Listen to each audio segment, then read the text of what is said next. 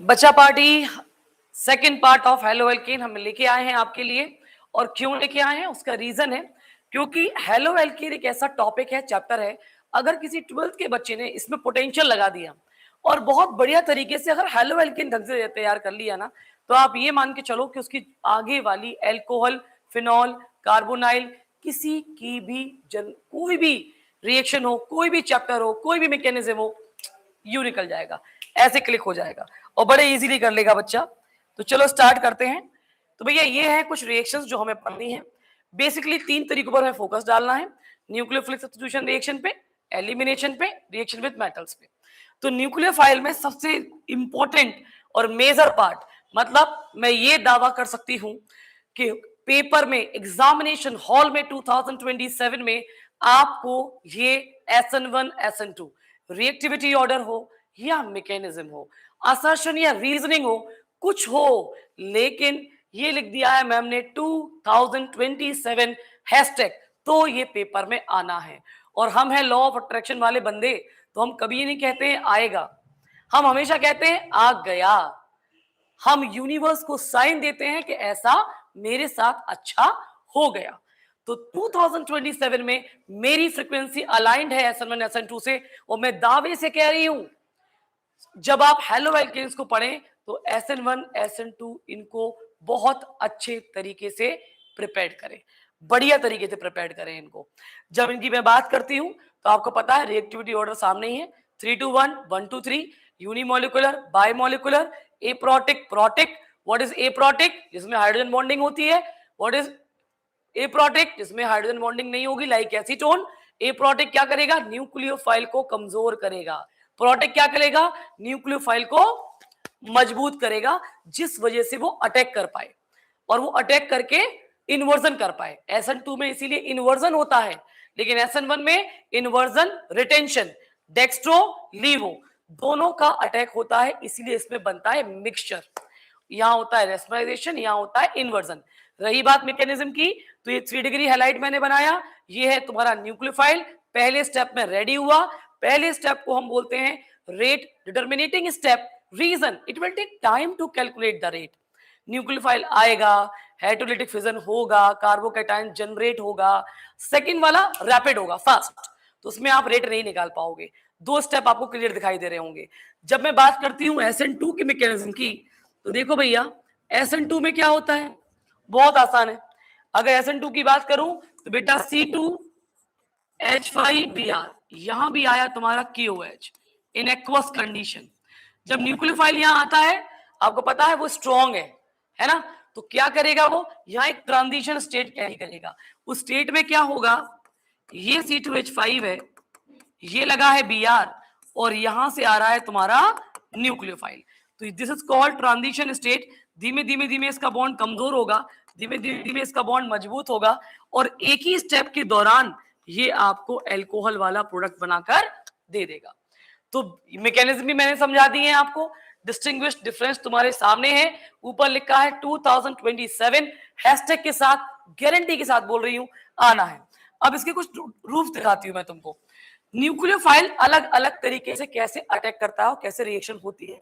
आप ये देखो, ये आपकी SN1 के लिए है। SN1 का पूरा मैंने आपको बता दिया किस तरीके से हाइड्रोजन को रिप्लेस करेगा। KOH की रिएक्शन अगर आप हाइड्रोजन से करते हो तो क्या बनता है, अल्कोहल। अभी मैंने रिएक्शन करके भी दिखाई, तो उसको तो तुम समझ ही गए होगे, कोई दिखाने की बताने की जरूरत नहीं है। अब मैं कुछ कर रही हूं यहाँ पे, देखना ध्यान से। C2H5Br, ये मैंने लिया एक एल्काइल हैलाइड RX, इसका नाम क्या है मैम ये भी बता दीजिए। This is ethyl bromide. अब मैं क्या करूंगी, मैं यहाँ डिफरेंट डिफरेंट रिएजेंट डालूंगी। बच्चे कहते हैं मैम हेलो एल्केन को आप इतना प्रिविलेज क्यों देते हो, आप इतना प्रिविलेज देके, इतना टूट के, जुनून के साथ हेलो एल्केन में पोटेंशियल डालते हो, हमारा कॉन्फिडेंस बढ़ाते हो, क्यों? क्योंकि मेरे को पता है 25 ईयर से पढ़ाकर मैंने ये सीख लिया कि जिस बच्चे ने हेलो एल्केन, हेलो एरीन में और क्लोरोफॉर्म में दम लगा दी, first chapter of organic chemistry में दम लगा दी, तो उसके 33 मार्क्स लॉक हो जाते हैं। 30+ तो गारंटी के साथ ऑर्गेनिक में लॉक हो जाते हैं, और एक बहुत बड़ा स्कोर है मेरे प्यारे बच्चों, बहुत बड़ा स्कोर है ये 30 मार्क्स। इसीलिए मैं जोर लगाती हूं, क्योंकि ये आपके आगे के सारे रूट इजी बना देगा, बहुत इजी कर देगा आपके रूट को। कोई बच्चा कन्वर्जन के दौरान अगर एल्काइल हैलाइड बनाना सीख गया या हैलाइड पर पहुंच गया तो वो variety variety variety variety type के प्रोडक्ट्स बना सकता है। अभी दिखाती हूं आपको कैसे। देखिए 1 2 3 4 5 6 7, मान लो मैंने डाला एक्वस KOH या aqueous NaOH, alcoholic potassium cyanide, alcoholic silver cyanide, alcoholic potassium nitrite, alcoholic ammonia, ठीक है। देन एल्कोहलिक या फिर कंडीशन ले लो C2H5ONA सोडियम मेथॉक्साइड या silver salt of carboxylic acid. अब आप सोचो इतने सारे मैम ने रिएजेंट लिखे हैं, ये सारे रिएजेंट इस एल्काइल हैलाइड से एक ही टाइप की मैकेनिज्म करेंगे, that is nucleophilic substitution reaction. इन सब में न्यूक्लियोफाइल निकल के आएगा, यहां से न्यूक्लियोफाइल आएगा OH नेगेटिव, यहां से भी OH नेगेटिव, यहां से CN नेगेटिव। बस ये आपको याद रखना है, ये PYQ है, कई बार पेपर में आया हुआ है, यहां पर NC जुड़ता है, आइसोसाइनाइड। क्यों? Due to the ambident nature and weak nature of silver, due to the weak reactivity of silver. Ambident nature nitrogen जो होता है वो हावी हो जाता है और आइसोसाइनाइड बना देता है। यहां पर निकलेगा NO2 माइनस, यहां पर अमाइन निकलेगा विथ लोन पेयर, यहां निकलेगा C2H5O नेगेटिव, यहां निकलेगा एसिटेट रेडिकल CH3CO नेगेटिव। सब पर नेगेटिव है यार, ये सारे न्यूक्लियोफाइल है, सब चिपकेंगे, प्रोडक्ट बनाएंगे C2H5OH, C2H5OH, यहां C2H5CN, यहां C2H5NC, आइसोसाइनाइड। IUPAC पर बहुत जोर देती हूं मैं इसके, दिस इज इथेन कार्बिलमाइन। बहुत कम टीचर इस पर जोर देते हैं और बहुत कम बच्चे इसको पढ़ते भी हैं। What is the suffix of isocyanide? That is carbamyl, और नाम हो गया ethane carbamyl. Got it? Then here it will form C2H5NO2. Here it will form C2H5NH2, that is amine. Here it will form C2H5O, C2H5, very famous, that is ether. Here it will form CH3COO, C2H5, fruity smell. कैसी smell आती है बेटा? Frooti smell, that is called Easter. Easter. अब आप खुद सोचो, एक अकेला इकलौता एल्काइल हैलाइड और आपको क्या क्या बनाकर दे रहा है? एल्कोहल बनाकर दे रहा है, साइनाइड बनाकर दे रहा है, आइसोसाइनाइड बनाकर दे रहा है, नाइट्रो कंपाउंड अमाइन बनाकर दे रहा है, ईथर बनाकर दे रहा है, और तो और क्या बनाकर दे रहा है? ईस्टर बनाकर दे रहा है। तो कन्वर्जन में बहुत ज्यादा तुम्हें हेल्प मिलेगी अगर ये फ्लो चार्ट तुम्हारा तैयार हो जाता है, तुम इसे पढ़ लेते हो तो। उसके बाद ये सारी रिएक्शन तुम्हारे सामने स्लाइड में है, देखो AgCN में क्या बन रहा है? आइसोसाइनाइड बन रहा है, डिफरेंटली बॉन्ड करता है due to the nitrogen atom attack. इसका जो होता है वो अटैक होता है आपका एम्बिडेंट तरीके से, due to the weak nature, याद रखना, due to the weak nature of silver, इस वजह से ऐसा होता है। अमाइन मैंने बता ही दिया, इसमें बेटा 1 डिग्री भी बनेगा, 2 डिग्री भी बनेगा, 3 डिग्री भी बनेगा, 4 डिग्री का सॉल्ट भी बनेगा, और इस रिएक्शन को बोलते हैं अमोनोलिसिस मेथड। ये आपका होता है अमोनोलिसिस, ठीक। ये हो गया, ये भी उसी रिएक्शन में है, सारी कवर्ड करी है मैंने। देन अगर KOH डालोगे, अब ये आ गया बहुत इंपॉर्टेंट पार्ट, सेकेंड पार्ट चालू हो गया, एलिमिनेशन रिएक्शन। अभी मैंने KOH डाला था, देखो पीछे देखो रिएक्शन का, यहां देखो, यहां पर मैम ने KOH डाला था, बट मैम ने क्या लिखा था? यहां पर मैम ने लिखा था यहां एक्वस KOH लिखा था। एक्वस मतलब मैं बच्चों को याद करने के लिए बता देती हूं, डाइल्यूट फॉर्म ऑफ एल्कली, और एल्कोहलिक मतलब कॉन्सेंट्रेट फॉर्म ऑफ एल्कली, मतलब अच्छा रिएक्टिविटी होगी उसकी। तो अब हम लोग वहां पर आ गए हैं, हम लोग किस पे आ गए? एलिमिनेशन रिएक्शन पे। तो एलिमिनेशन के अंदर जो तुम्हें पढ़ना है बेटा, वो तुम्हें मालूम क्या पढ़ना है? D hydro halogenation. मैम इसका मतलब क्या है? शॉर्ट में समझते हैं। डी का मतलब बेटा जी रिमूवल। हाइड्रा का मतलब बेटा जी पानी। हैलोजन का मतलब हैलोजन के साथ। लो भाई, बन गई definition. Removal of water along with halogen is the process known as dehydrohalogenation. This is the part of elimination reaction. और एलिमिनेशन की खासियत क्या होती है? सिंगल बॉन्ड डबल बॉन्ड में कन्वर्ट होता है, मतलब मल्टीपल बॉन्ड बनते हैं। सिंगल का डबल आपको एलिमिनेशन में दिखेगा, डबल का सिंगल आपको एडिशन में दिखेगा। तो यहां देखो ध्यान से कि यहां आप अगर दिमाग लगाओ, RX है, क्या बन रहा है? एल्कीन बन रहा है, मतलब डबल बॉन्ड वाला पार्ट बन रहा है। अभी तक इसमें जो PYQ आया है, बार बार बोर्ड में क्वेश्चन आया है, पूछा गया है, तो बेटा वो सेटजेफ के ऊपर है। बहुत फेमस है सेटजेफ, बहुत पॉपुलर है सेटजेफ।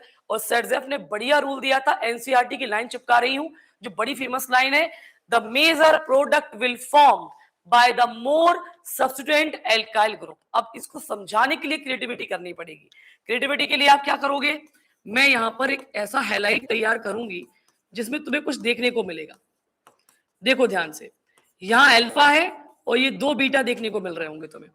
जब तुम इसके ऊपर एल्कोहलिक QH डालोगे तो बेटा इसके पास दो पॉसिबिलिटी है। हमेशा हाइड्रोजन का एलिमिनेशन बीटा पोजीशन से होता है, मतलब बीटा वाला ही H देगा तो पानी बनेगा। तो बीटा देगा वो तो बात सही है, लेकिन बीटा तो यहां दो दो है मैम, यहां दो बीटा है। एग्जैक्टली अगर यहां दो बीटा है तो दो प्रोडक्ट बनेंगे माय डियर। ठीक, अगर इस वाले बीटा से आपने लिया तो CH3 CH2 CH double bond CH2, मतलब ब्यूट वनीन बनेगा। अगर आपने इस वाले बीटा से H लिया तो क्या बनेगा? CH3 CH double bond CH CH3, नाम है ब्यूट टूइन, ये बनेगा। अब ये सेटजेफ बताएंगे कि इन दोनों में बड़ा आदमी कौन।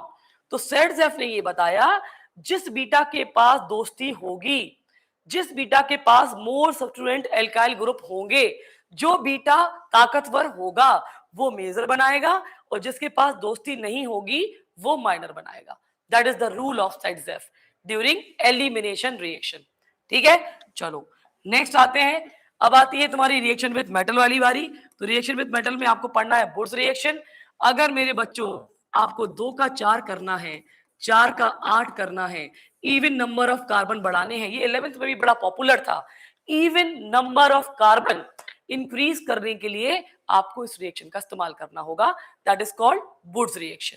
ठीक है, इस वुड्स रिएक्शन में क्या करेंगे, आपको दो मॉलिक्यूल लेने हैं अल्काइल हैलाइड के, लाइक CH3Br, और यहां भी ले लिया मैम ने CH3Br। बीच में क्या डालेंगे? 2 सोडियम के metal in the presence of क्या? Dry ether. तो दोनों Na दोनों Br को घुम्मी कराने के लिए लेके जाएंगे, क्या बनेगा? CH3 सिंगल बॉन्ड CH3, जिसे हम क्या बोलते हैं? ईथेन। और यहां पर क्या निकलता है? NaBr। अपनी आंखों से देखो यार, अगर मीथेन से ईथेन बनाना है तो मीथेन का आप कराइए bromination in the presence of sunlight, क्या बनेगा? CH3Br। फिर आप लगा दीजिए वुड्स रिएक्शन। पहले ब्रोमिनेशन कराओ, वुड्स लगाओ, सीधा आपको कन्वर्जन हो जाएगा मीथेन से ईथेन। तो कार्बन बढ़ाने के लिए आपको यह काम करना होता है। मैंने यहीं तक मेरे प्यारे बच्चों आप लोगों को हेलोएल्केन पढ़ाया है, आपको यहीं तक इसको फॉलो करना है। पार्ट 1 देखना है, पार्ट 2 देखना है। दोनों पार्ट को देखने के बाद कोशिश करना है, जो PYQ की वर्कशीट मैं डिस्क्रिप्शन में अटैच करूंगी इस PPT के साथ, तो मेरे प्यारे बच्चों याद रखना, उसके सारे क्वेश्चन घोट के पी जाना। जो डाउट आए या तो कमेंट में मेरे से पूछो, या ऑफलाइन पेड बैच में अगर आप पढ़ते हो, यहाँ आते हो, मेरे से कनेक्टेड हो, मेरा बैच ले रखा है, यहाँ पर आप अगर एडेड हो, आपने एडमिशन ले रखा है ऑफलाइन पेड बैच में, तो मेरे से आप अपने डाउट लो। लेकिन वो 25 के 25 क्वेश्चन आप जरूर लगाना, क्योंकि CBSE की 2027 की जो साइट पर 5 सैंपल पेपर अभी अपलोड हुए हैं और 4 ISC में अपलोड हुए हैं क्लास 12 केमिस्ट्री के, मैं वहां से वो वर्कशीट फ्रेम करूंगी। और कल आपका जो टेस्ट यहां पर होने वाला है, वो टेस्ट भी इसी कंटेंट में से मेरे को लेना है। तो get ready for your test, prepare your content well, write down, make your notes, go through this video, subscribe करिए, ज्यादा है आपके कोई फ्रेंड्स हैं जो कोचिंग नहीं ज्वाइन कर सकते हैं, उन्हें प्रॉब्लम है, कोई भी फाइनेंस दिक्कत हो रही है, नहीं ऑफलाइन पेड बैच में आ रहे हैं, उनको केमिस्ट्री पॉइंट एन के सब्सक्राइब करवा दो। वो तुम्हें पूरी लाइफ थैंक यू बोलेगा दोस्त, क्योंकि इस पर कंटेंट, वो भी फिल्टर्ड कंटेंट जो बोर्ड में आना है, बिल्कुल बोर्ड का प्रिंटेड कंटेंट है, मैं जरूर लाऊंगी बच्चों के लिए। तो अगर कोई तुम्हारे फ्रेंड्स हैं, कोई दोस्त हैं जो सच में सिचुएशन में है, they want to join the batch but they can't, वो नहीं कर सकते, तो उनकी हेल्प करो। यही तो लॉ ऑफ अट्रैक्शन है।